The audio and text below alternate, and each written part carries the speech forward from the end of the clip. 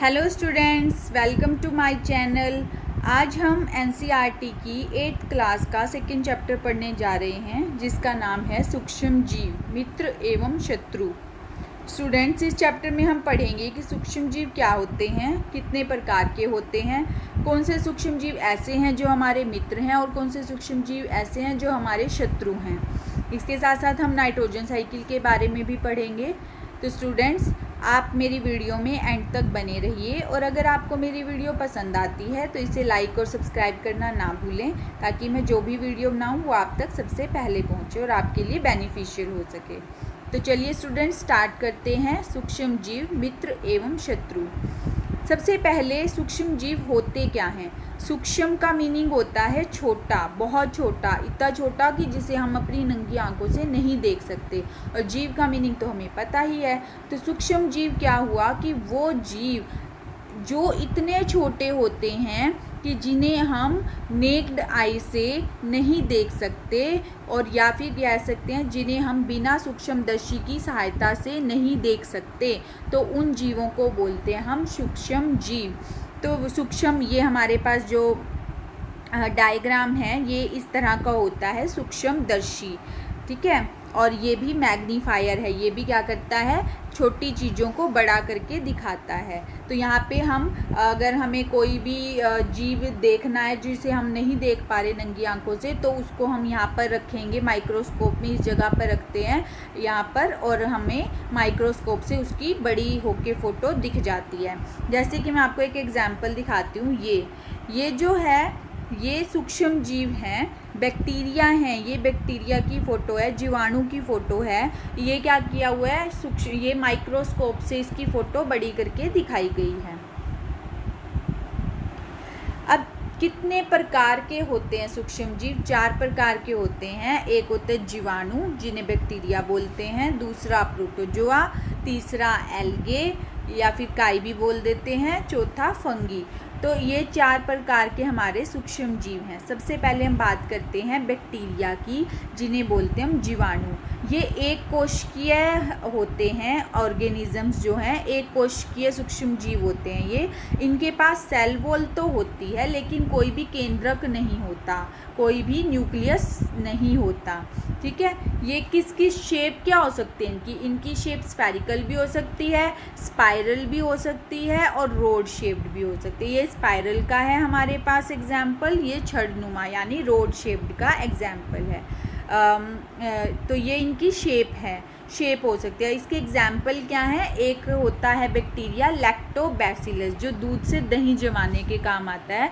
दूसरा बैक्टीरिया का नाम है राइजोबियम, जो कि नाइट्रोजन के स्थिरीकरण में काम आता है। नेक्स्ट हम पढ़ते हैं प्रोटोजोआ। तो जो प्रोटोजोआ है ये भी जंतु टाइप होते हैं, लेकिन होते ये ऑर्गेनिजम्स ही हैं, क्योंकि इनके अंदर जो पाचन है वो वैसे ही प्रक्रिया में होता है जैसे जंतुओं में होता है।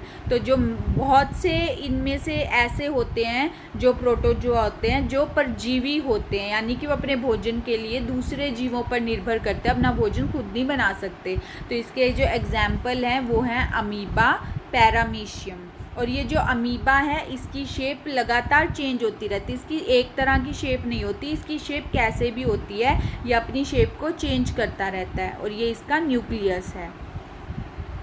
नेक्स्ट हम बात करते हैं एल्गे। एल्गे को हम काई भी बोल देते हैं। ये प्लांट लाइक ऑर्गेनिजम्स होते हैं, पौधे की तरह। ये देखो ग्रीन कलर है, तो ये अपना भोजन खुद बनाते हैं, क्योंकि इनके अंदर क्लोरोफिल होता है, और अगर क्लोरोफिल है तो ये फोटोसिंथेसिस यानी प्रकाश संश्लेषण की प्रक्रिया भी होगी इनमें। और जहाँ प्रकाश संश्लेषण की प्रक्रिया होती है जिन पौधों में, तो वो अपना भोजन खुद बनाते हैं। तो इसके जो एग्जाम्पल्स हैं वो हैं क्लामाइडोमोनस और स्पायरोगायरा। ये इसके एल्गे के एग्जाम्पल हैं।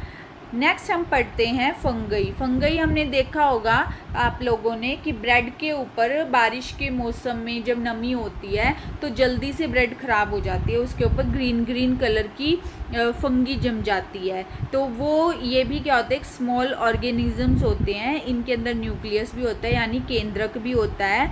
ये दिखते हैं प्लांट की तरह, लेकिन ये अपना भोजन खुद से नहीं बना सकते, क्योंकि इनके अंदर क्लोरोफिल नहीं होता, और अगर क्लोरोफिल नहीं है तो ये प्रकाश संश्लेषण की प्रक्रिया भी नहीं कर सकते। तो जो फंगई हैं उसके एग्जाम्पल होते हैं यीस्ट, मोल्ड। स्टूडेंट्स, क्या आप जानते हैं कि ये जो सूक्ष्म जीव हैं ये कहाँ पर रहते हैं?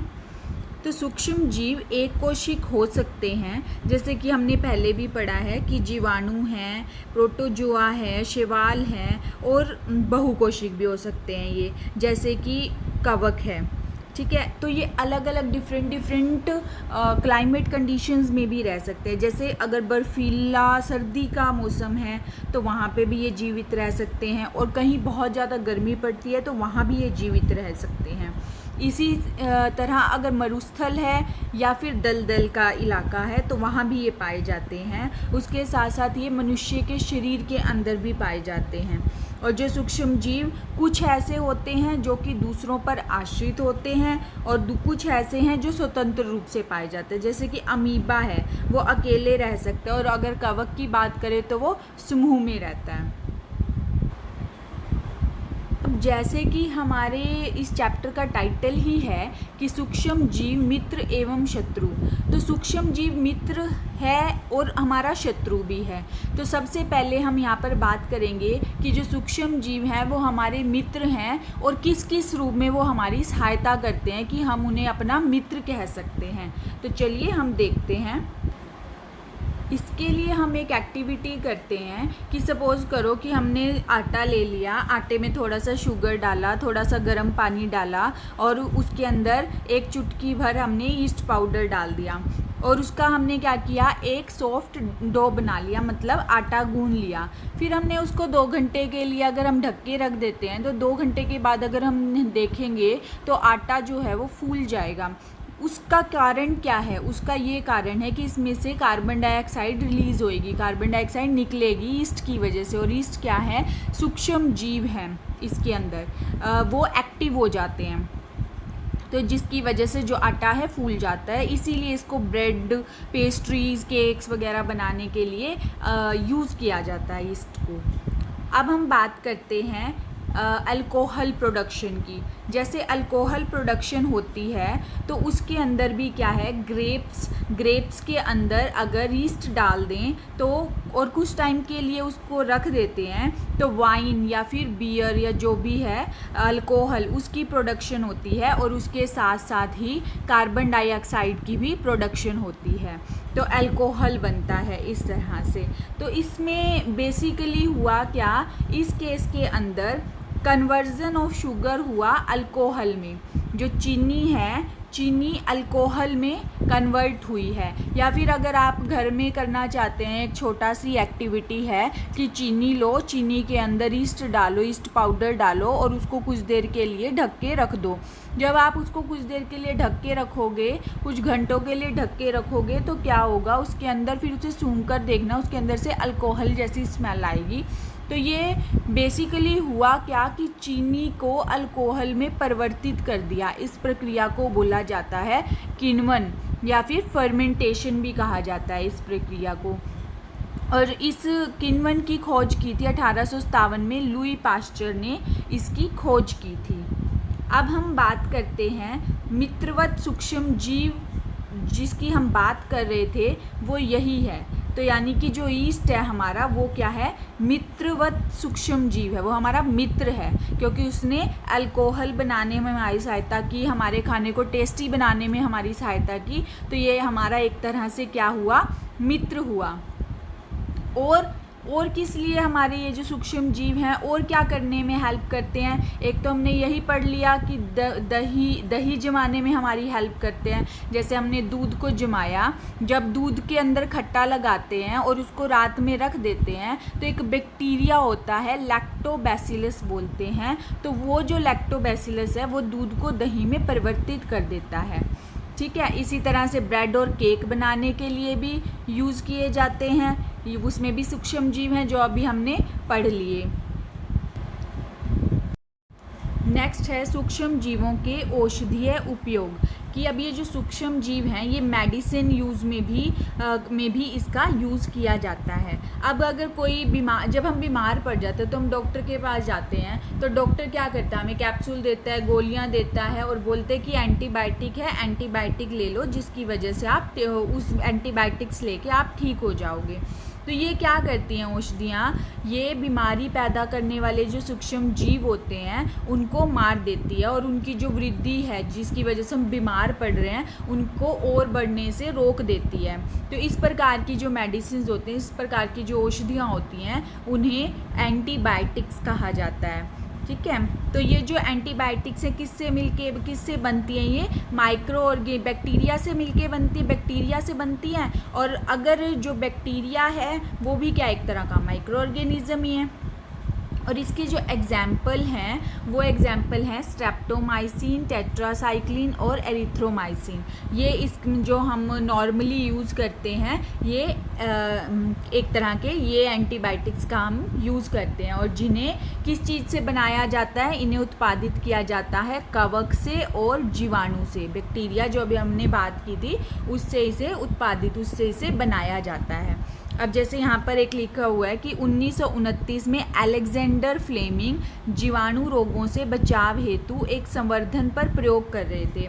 फिर उन्होंने क्या देखा कि जो संवर्धन तश्तरी है, यानी कि उनकी जो एक्सपेरिमेंटल जो प्लेट थी उसके ऊपर हरे रंग की फफूंदी के छोटे छोटे बैक्टीरिया उन्होंने देखे। ठीक है, फिर उन्होंने पाया कि जो फफूंद जीवाणु है उसकी वृद्धि को ये रोकते हैं, वो फफूंद को होने से रोकते हैं। तो ये तथ्य पाया गया कि बहुत सारे जो जीवाणु हैं वो फफूंदी के द्वारा मारे गए। इस प्रकार से फिर फफूंदी से क्या बनाई गई, पेनिसिलिन, ये एक दवाई है, ये बनाई गई। ठीक है, अब हम बात करते हैं टीका या फिर वैक्सीन की।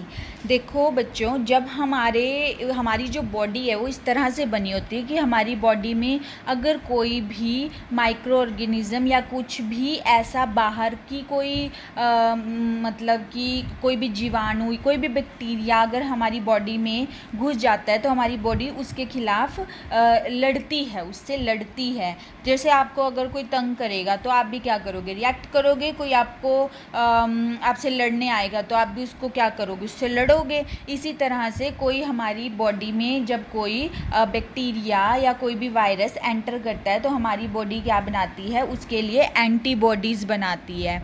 ठीक है, और जो कि उससे लड़ते हैं।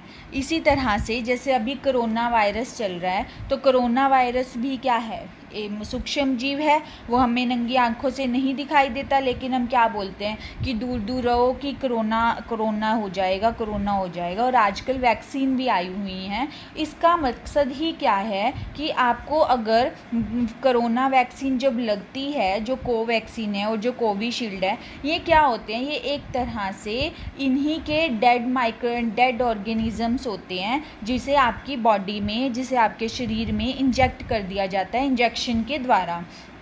और फिर आपकी बॉडी उससे लड़ने के लिए एंटीबॉडीज़ बनाती है। और आगे भविष्य में भी वो चीज़ ना हो, अगर वो आपकी बॉडी को पता चल जाता है कि अगर वो वाला जो ऑर्गेनिज्म है या वो वाला वायरस आपकी बॉडी में एंटर करता है तो आपकी बॉडी उससे लड़ने के लिए तैयार रहती है। ठीक है, इसी तरह से जैसे पहले पोलियो की ड्रॉप्स पिलाई जाती थी और स्मॉल पॉक्स का भी कैंपेन चलता था, और अभी तो जो कोरोना की वैक्सीन लगाई जा रही है ये बेस्ट एग्जाम्पल हैं वैक्सीन के बारे में। एंटीबॉडीज़ जो हमारी बॉडी एंटीबॉडीज़ जो हैं बनती हैं हमारे शरीर में, उसके बारे में जानने के लिए। तो यहाँ पर जो हैज़ा है, क्षय है, चेचक, हेपेटाइटिस ये और कोरोना, ये सारी बीमारियों को वैक्सीन के द्वारा रोका जा सकता है या फिर कम किया जा सकता है। और चेचक के टीके की खोज की थी वो एडवर्ड जेनर ने की थी 1798 में। नेक्स्ट है मिट्टी की उर्वरता में वृद्धि, कि ये जो माइक्रो ऑर्गेनिजम्स हैं ये हमारी मिट्टी की जो उर्वरता है उसको भी बढ़ाने में हेल्प करते हैं। देखो, हमने पिछली क्लासेस में भी पढ़ा था कि एक राइजोबियम नाम का एक बैक्टीरिया होता है।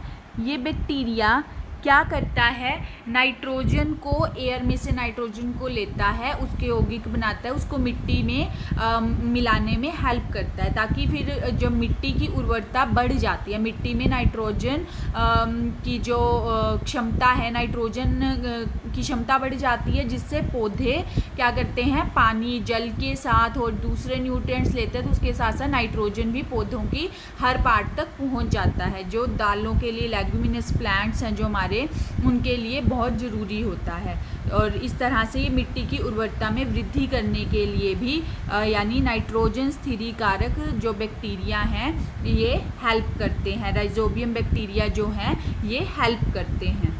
नेक्स्ट पर हम पढ़ेंगे पर्यावरण का शुद्धिकरण।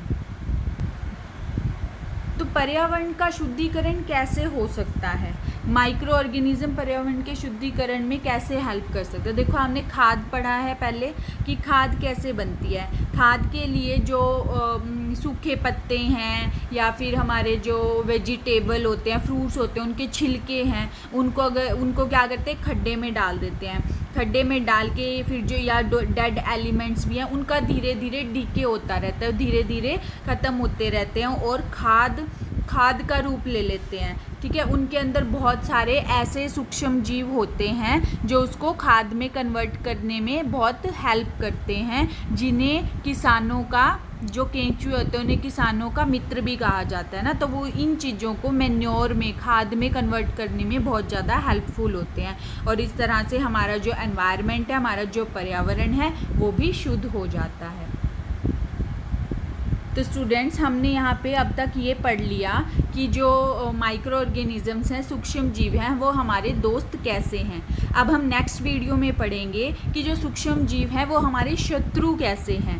तो इसलिए आप मेरी नेक्स्ट वीडियो पार्ट 2 को देखना ना भूलें, जिसका लिंक मैं डिस्क्रिप्शन में दे दूँगी।